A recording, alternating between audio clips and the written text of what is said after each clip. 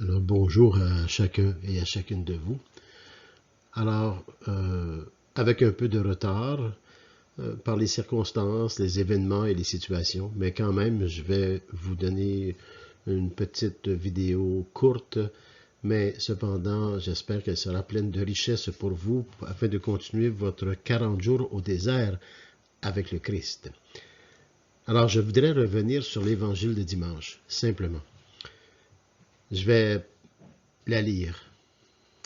Et la lire avec vous parce que c'est un moment très important, la transfiguration. C'est un temps important pour les apôtres que le Christ ait devant eux été transfiguré et accompagné de Moïse et de Élie. Alors voyons un peu cet évangile. L'évangile, la bonne nouvelle, finalement, de Jésus le Christ selon l'apôtre Saint Matthieu. Elle dit ceci. En ce temps-là, Jésus prit avec lui Pierre, Jacques et Jean, son frère, et il les amena à l'écart, sur une haute montagne.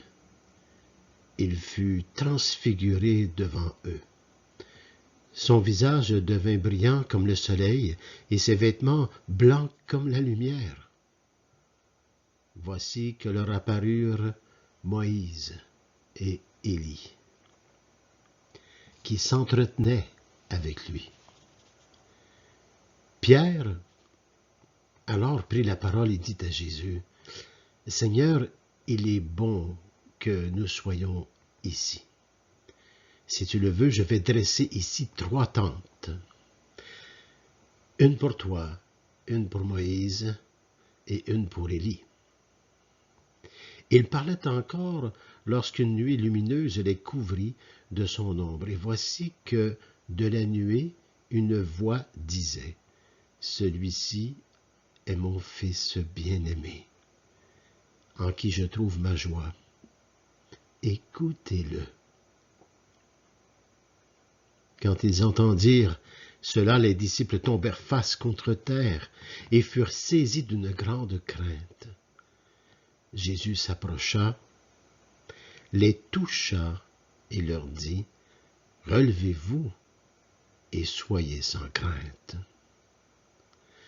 Levant les yeux, ils ne virent plus personne, sinon lui, Jésus, seul. En descendant de la montagne, Jésus leur donna cet ordre. Ne parlez de cette vision à personne, avant que le Fils de l'homme soit ressuscité d'entre les morts. Acclamons la parole de Dieu. Louange à toi, Seigneur Jésus. Cet évangile de dimanche, dimanche de la transfiguration, est le 2e dimanche du carême. Vous savez, j'ai mis sur ce PowerPoint seulement qu'une diapo cette semaine. Alors, j'ai mis le cierge pascal qui représente la résurrection du Christ que nous allons vivre au temps pascal. Et c'est important, je pense, de voir cette lumière. Parce que c'est notre point d'appui, c'est la source. C'est cette source que nous allons chercher toute la lumière de Dieu. Mais cette source, elle est le Christ lui-même, le Fils du Dieu, Fils du Père, le Fils bien-aimé du Père. Manifesté et visibilisé par le Fils, Dieu prend toute une forme et nous ouvre ses portes à la vie éternelle, la miséricorde et cela. Bon, nous sommes en ce temps de carême où est-ce que le grand thème, vous le connaissez maintenant, c'est marcher en communion vers Pâques, marcher ensemble en communion vers Pâques. Personne ne peut se convertir seul. La conversion vient dans la relation avec un et l'autre, dans les relations à travers toutes les situations, les circonstances et les événements de vie, à travers nos mesures personnelles comme pécheurs et pécheresses. Et c'est à travers cela, devant Dieu, que nous pouvons grandir. Jésus nous a montré le 40 jours au désert afin de nous montrer le chemin, le combat spirituel avec le mensonge, avec les illusions ou la magie. Nous en avons parlé. Dans la première semaine, toujours sous ce grand thème, nous avions « Dieu est la source ». Voilà pourquoi la cierge pascale. La résurrection est la source. Dieu est la source tout au long de l'histoire. Dans ce dimanche, nous avions en première lecture Abraham. Et après ça, nous avons tous les prophètes, Moïse, Élie, Isaac, Jacob. Le Seigneur Jésus, ce Dieu tout-puissant d'amour, s'est manifesté tout au long de l'histoire de l'humanité pour nous éveiller, pour nous convertir. À chaque étape de la vie, à toute histoire de l'humanité, il nous est crié « Convertissez-vous ». Entrez dans la vérité, dans l'authenticité, dans la sincérité. Entrez, reconnaissez-vous comme pécheurs et pécheresses. Changez vos vies. Alors, voyez, un coup qu'on a cette source, nous arrivons à ce deuxième dimanche. Si nous nous nourrissons vraiment à la source de Dieu, la parole de Dieu, à travers la prière, l'adoration, des temps de silence, d'oraison, eh bien, nous goûtons à cette source tellement que Dieu change nos regards. Notre regard ne sera plus le même. Notre regard va avoir du discernement sur ce qui est illusion, mensonge et bien d'autres choses qui ne sont pas de Dieu et qui n'ont aucune éternité.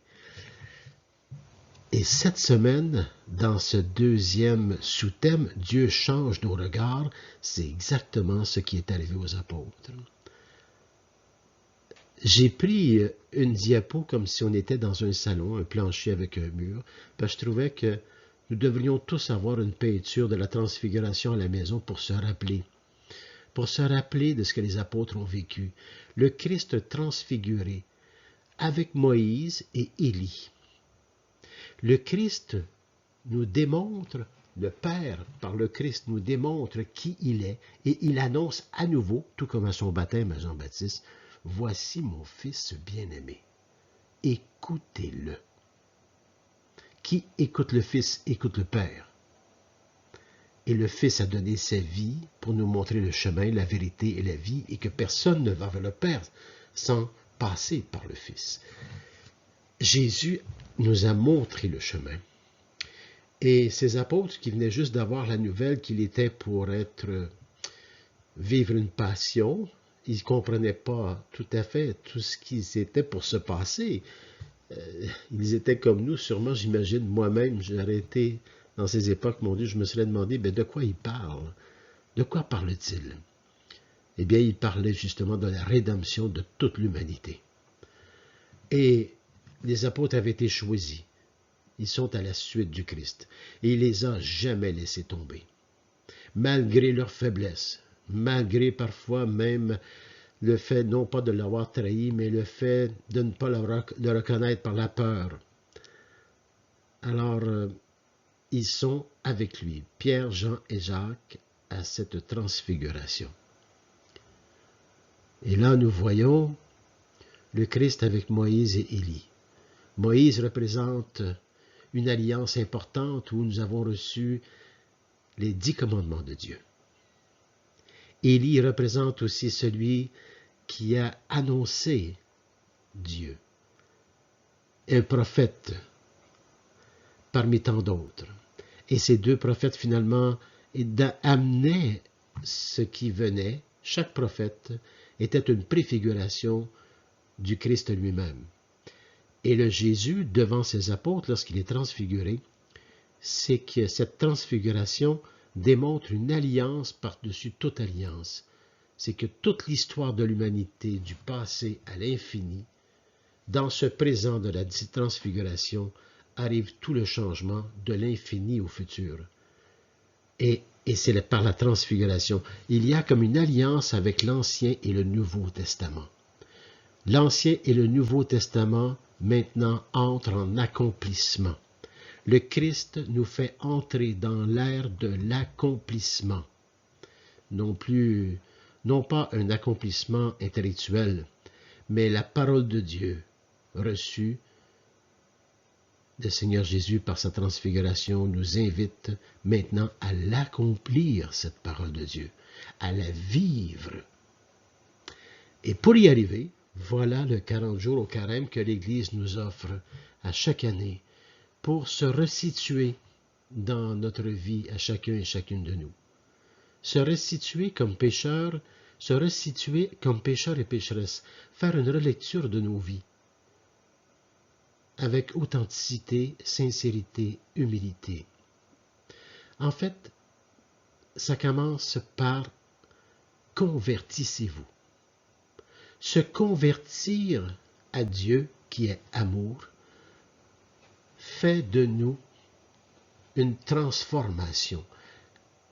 Se convertir par amour fait que nous allons nous transformer à être meilleurs, nous transformer à devenir vraiment de plus en plus vérité, humilité, miséricorde, se transformer et manifester de plus en plus Dieu lui-même dans son amour et sa miséricorde. Donc, vraiment, la conversion nous amène à se transformer. Et lorsqu'on entre dans cette transformation et qu'on y entre à plein, avec tout notre cœur, avec le Christ, eh bien, nous allons vers la transfiguration. Chacun et chacune de nous, nous sommes invités à se transfigurer de cette Trinité qui vit en nous. Nous sommes tous invités dans cette Trinité à la filiation. Nous sommes tous fils et filles de Dieu par le Christ. Le Christ nous invite, il nous ouvre la porte à cette filialité trinitaire, une filialité d'amour, dans laquelle, lorsque nous nous laissons convertir, de cette conversion, nous nous laissons transformer, nous devenons transfigurés. Saint Paul disait, ce n'est plus moi qui vis, mais c'est le Christ qui vit en moi. C'est une transfiguration, par conversion et par transformation, et un oui, le oui de Marie, le oui de Joseph, le oui des apôtres, le oui de tous les saints et les saintes. Transfigurer veut dire que je vis de la Trinité. Ça veut dire aussi que la parole de Dieu, je l'accomplis dans ma vie. Ce n'est plus une histoire, ce n'est plus une lecture, c'est plus que cela. La parole de Dieu, elle est vie. Et je la vis.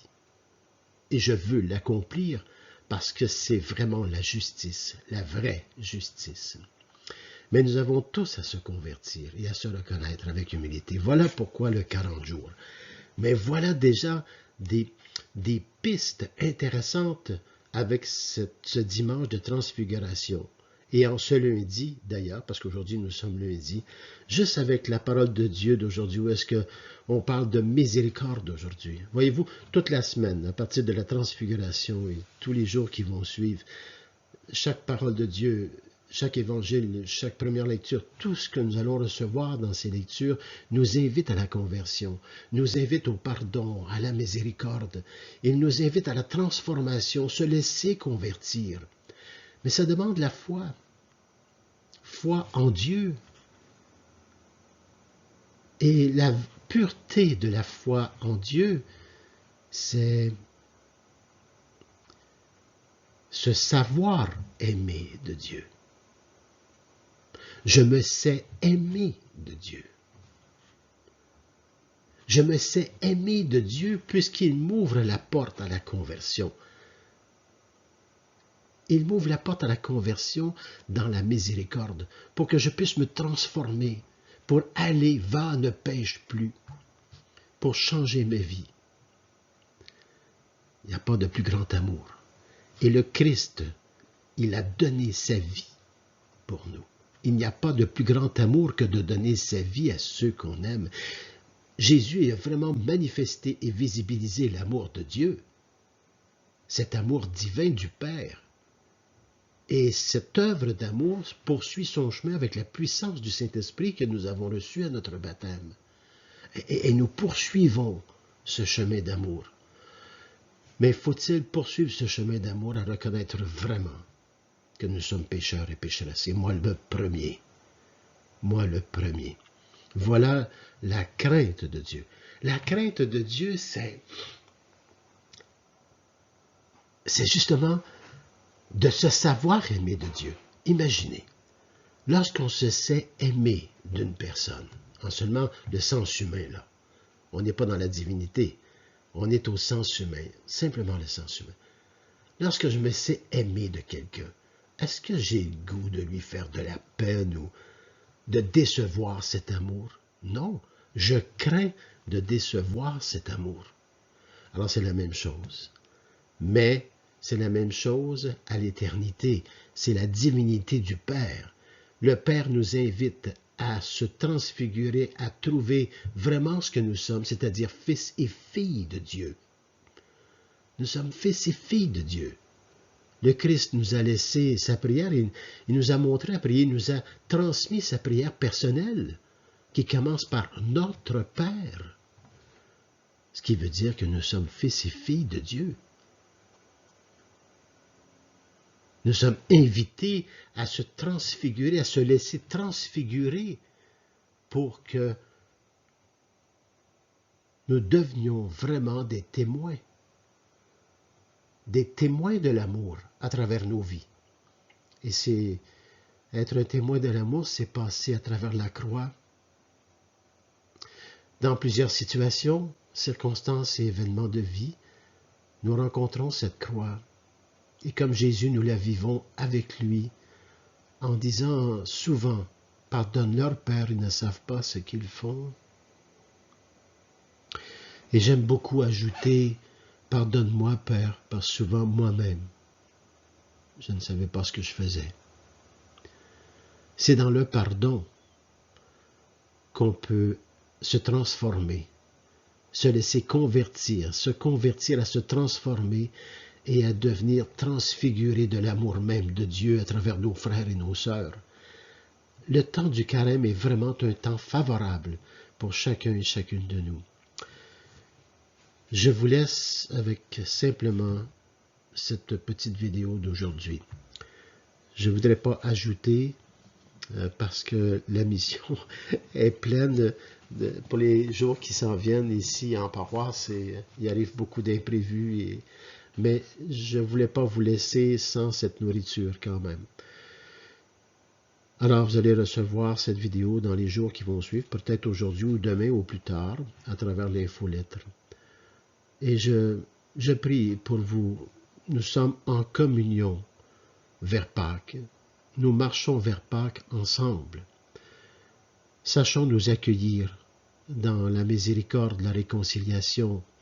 Sachons nous accueillir et grandir, se convertir, se transformer en la vie réelle de l'amour de Dieu, pour devenir des transfigurés, des lumineux. Vous êtes la lumière du monde, vous êtes le sel de la terre. Cette lumière, la source est Dieu, le Père, notre Père. Et Jésus nous en montre le chemin, la vérité et la vie. C'est une belle histoire d'amour dans laquelle nous trouvons l'éternité. Que le Seigneur vous bénisse, que le Seigneur vous accompagne dans ces jours du carême, qu'il nous accompagne tous, chacun et chacune de nous, et que la Vierge Marie vienne nous couvrir de son cœur maternel. Un cœur maternel qui vient nous aimer et qui nous amène à son Fils. Elle est avec nous au Cénacle, comme était avec les apôtres. Et elle nous mène à son Fils qui va nous accueillir et nous transfigurer de cet amour à l'éternité. C'est ce que je vous souhaite, c'est ce que je me souhaite, c'est ce que nous nous souhaitons. Amen. Et poursuivez votre carême avec le Seigneur.